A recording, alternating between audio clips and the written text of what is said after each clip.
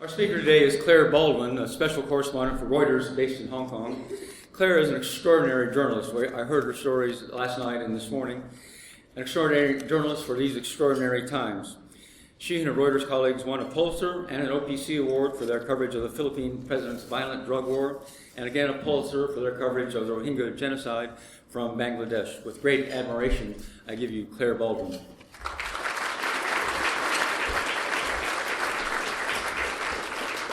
Thank you. And thank you to all of the scholarship winners. You guys are really, really amazing. And it's been incredibly inspiring to hear your stories. And I'm excited to team up in the future and have a chance to work with you. I want to take today to talk a little bit about different types of reporting and mixing the field reporting with the data reporting, because it's going to make your story so much stronger. The data allows you to prove something in a way that's incontrovertible and impossible to contradict, and the field reporting makes people care, and it gives your story a heart and a soul, and that's going to make people read it. And all of the biggest projects that I've worked on, exposing the extrajudicial killings in the Philippines, drug war, tracking the Myanmar military units perpetrating genocide, tracing the overseas assets and the foreign passports of Cambodia's ruling elite, they've all relied on a combination of field reporting and data reporting. And so I'm going to give you a couple of examples from the Philippines. Police in places, in countries like the Philippines, they exist in a bubble of impunity. And they can do anything. They're gods. They can go out and shoot people in the streets and everybody can know it and nobody can touch them. And the beauty of journalism is that if you do your job right and you get the data and you get the stories from the people in the neighborhoods, you can pierce that bubble of impunity. Soon after Duterte was elected in May of 2016, the bodies started appearing in the streets. And some of them had been tortured, some of them were wrapped in tape. And the president, Duterte, he was getting up and he was making speeches, and he was saying things like, kill the drug addicts, throw their bodies in Manila Bay, feed the fishes, make them fat. This is the president saying this. And so my colleagues and I, we spent 18 months going into the neighborhoods and doing interviews and talking to people, talking to the police, looking at the data, and trying to show what was going on, because everybody thought that they knew what was going on, but knowing it and being able to prove it are different. And over the course of our reporting, we worked out which neighborhoods the killers frequented. We knew the GPS coordinates of their kills. We knew that they came mostly at night and that they killed with head and heart shots. So we had their entire pattern. But we still couldn't quite definitively say that they were cops and what they were doing. And the break came when we spent months chasing data, and that we managed to get all of the police records for 2 districts in Metro Manila, 2 police districts. And these records were immaculate. They had the names of the dead, they had the street addresses that they lived at, they had the names of the cops involved, the names of the hospitals, everything. And it was the official version of events, and if you read it, it read like a movie. There were these gunfights, there was the smoke in the room, and it was very, very dramatic, and these were violent criminals. And so we said, okay, what can we do with this? Because what we're seeing in these police reports doesn't match what we're hearing in the neighborhoods. And so we thought about what other types of details we could gather. And after a while, when you're covering an ongoing story like this that's really dramatic and really violent, you can't write just another massacre story, because those stories matter desperately to the people involved. They've lost their loved one, their son, their husband, their kid, their wife, daughter, whoever. But after a while, the rest of the world stops caring. And so you have to do a little bit better than that. And there was one day that one of our photographers came back and said something about, he turned up to a crime scene, he was trying to get a picture of the body, and there had been an ambulance there and he couldn't quite get in. And that kind of seemed a bit odd, and he, being a photographer, stuck his camera up and tried to shoot through the window.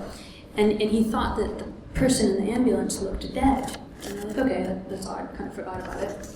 And then some of the other photographers started coming up with similar stories, like they were turning up at these crime scenes and there were ambulances or there were no bodies and they weren't able to get pictures, and they were worried because their editors were saying, like, look, it's drug war, there's bodies, like, pictures, please. And they're doing their best and they're not able to get it. So we're like, okay, that's really bizarre.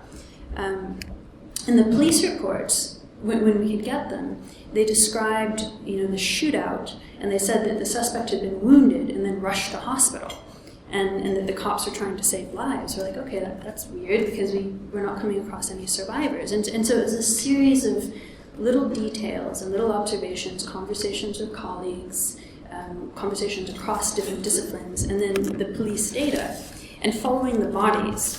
So we followed the bodies then to the hospital. And think about what's a doctor? A doctor is somebody who's an expert in life and death. They know exactly what it means to be alive and what it means to be dead, and when you make that transition from life into death. And so when we were following the bodies, we ended up doing a series of interviews with doctors. And we said, like, well, do you remember this case? Because we had the police report and we had the names and we knew which doctors to go to. And they said, oh yeah, I remember that.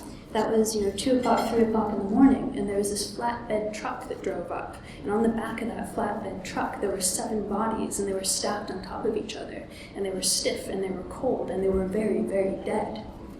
And they all had head and heart shots, which, if you go back to the police reports or go back to the data, they're describing a run-and-gun battle. And I don't know how many of you in this room have shot a gun, but a handgun in particular, they're really hard to aim. And if you're not practicing regularly, you're not going to have an accurate shot. And if it's chaotic and your heart's beating, your aim is going to be even worse. And so the idea that this run-and-gun battle could produce all these really precise wounds, repeated wounds in the head and the heart, just didn't make sense. Never mind the fact that the bodies are turning up dead.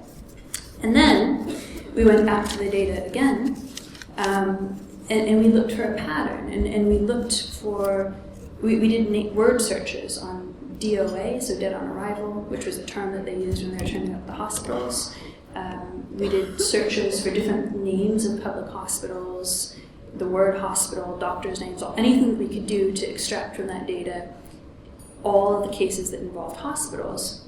And it was pretty amazing when we graphed that data for the first time, because we could show at the beginning of the drug war, everybody was being killed dead on the spot. Like, the bodies were there, the photographers got their pictures, they were just executions. And then as the reporting, as all of us journalists came into the story and started covering it more and more deeply, they started freaking out and thinking about, like, okay, we need to get rid of the evidence, we need to cover up these killings. And so they started rushing dead bodies to the hospital, and you could see that in the police reports, in the official version of the reports, that they thought, that they were using as PR material to say that what wonderful people they were in saving lives. They were actually providing a record of the killings, and it was a perfect correlation. It started at nothing and then shot up to almost all the killings. And then we went back into the neighborhoods because we knew the names of these victims and where they lived. And we started asking the families, like, do you remember this night? What happened? And they described, watching their loved ones executed and then dragged down the alleyways and stacked up and loaded onto flatbed trucks.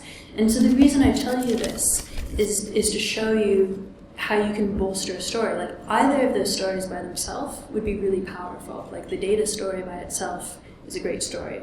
The human story by itself is a great story. But when you put them together, that's where you hit gold, and you get a story that you just can't argue with. So that's the first example from the Philippines. And another thing about that data, it was data that the police had put together themselves. And so it was wonderful for us because we could say, we're using your own data to prove this. And it was really galling for the cops because they had to admit, yes, they collected that data. Second example, also from the Philippines. We ended up using that same data to track a kill squad and to name the killers. And we started noticing a pattern in all of the police reports where the same names were coming up again and again and again. We're like, who are these guys? It's about 10 names. And so we went to the police station that they were all stationed at. They were all from the same place. And it turned out that it was a group of men from President Duterte's hometown in Davao. And they had nicknamed themselves, the squad of men had nicknamed themselves the Davao Boys. And they were living on the roof of the police station. And the name of the guy who was the commander in charge of them was Pate, which in English it translates as death. So it was Colonel Death, Police Colonel Death, and the killers on the roof. And they were really a breed apart. Like they lived separately. The guys at the station were scared of them. They were going out every night on kill missions. They were responsible for all of the superlative killings, the most bodies, the most violent. These were the real deal. These are the guys behind the drug war. And they'd go downstairs to buy a cigarette pack, and they'd put on their armored vests and they'd put on masks. Every morning they'd get up and they'd take their .45 Magnum pistols and they'd do dry fire practice on the roof. They were the drug war embodied. And Colonel Pate, Colonel Death, his cell phone ringtone was a hearse jingle. So there was that element of it too. And I remember thinking about just being totally amazed that everything was coming together. Because we had the pattern of the killings, we could give body counts to individual cops on that kill squad. We had their names. We started doing social media searching. We found their social media profiles. And it all came together for me when we were able to go interview one of the guys in the kill squad. His name was Charles Owen Molinos. And we knew from the data that he'd been involved in 56 killings. And we knew from Facebook that he loved guns because he posted a whole lot of pictures of himself with guns. And as young men do, they'd made t-shirts for the kill squad. And it had a picture of a dripping skull. And it had the local drug squad team name and the police station that they were part of. And the last piece of it came when I was able to ask him, and I said, why did you get this job? Why did you come up from Davao, from the president's hometown, to carry out this drug war here in Manila? And he just kind of turned to me and he smiled. And he said, special kill skills. And that's when I knew that we'd nailed the story.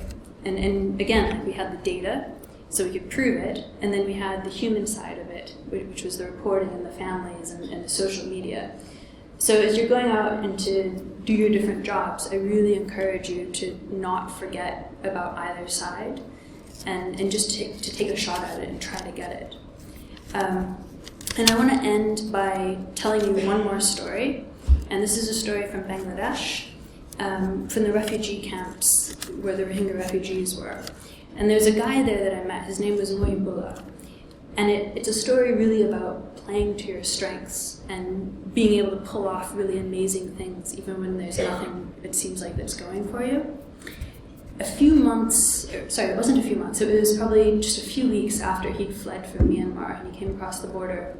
He was sitting in the courtyard of a mosque with a bunch of men after Friday night prayers, and it was dusk, and he was looking around and trying to figure out, what are we going to do about this?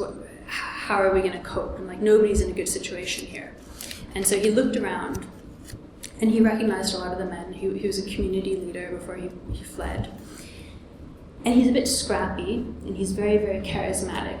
And he stands up, and he starts pointing at individuals and saying, you, and you, and you. If you're educated, and you're sitting here, and you're not doing something to help with the situation, who are you?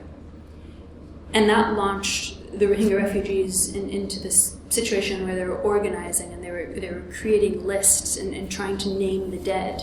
And it was something that was really important because nobody knew how many people had been killed. And it was something that the Doctors Without Borders had tried to do. They'd done a statistical analysis, but they hadn't come up with a very solid number, really. And it was something that the US State Department was trying to do. They'd also done a statistical analysis. But the actual refugees, who had nothing for them, they went around and they were naming all of the dead, and they made this incredible record of the individuals who were killed. Not just a sense of how many, but actual individuals. And that became the only record that existed. And it got handed out to all of these international groups and became the basis for some of our stories as well. And so, again, as you head out on your different projects, I encourage you to think about, you've got all this backing, you've got all this support, everything going for you. What are you going to do with it, and who are you? Thank you.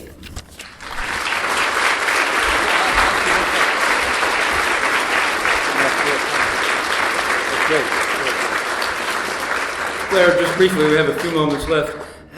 what is your key to handling yourself in these very dangerous situations? What is it? What is your secret? And how do you manage your own mental well-being after being involved with people who are obviously killing each other or seeing their families wiped out in front of them? So how do you manage yourself, and then how do you recover? I think it comes down to having different people to talk to and trying to come back into routines. So even if you've got the chops to do these stories by yourself, I at least personally wouldn't want to. I'd always want to do it with a partner or a small team. So that's one thing. And then, coming home, I think about how long I'm in the field. And, after about 3 weeks, I get pretty exhausted. And so trying to take breaks. And then coming home and having, a sports team to come back to, paddling, friends to see, and just making sure to do that. Great. Thank you. We'll see you next year. Thank you.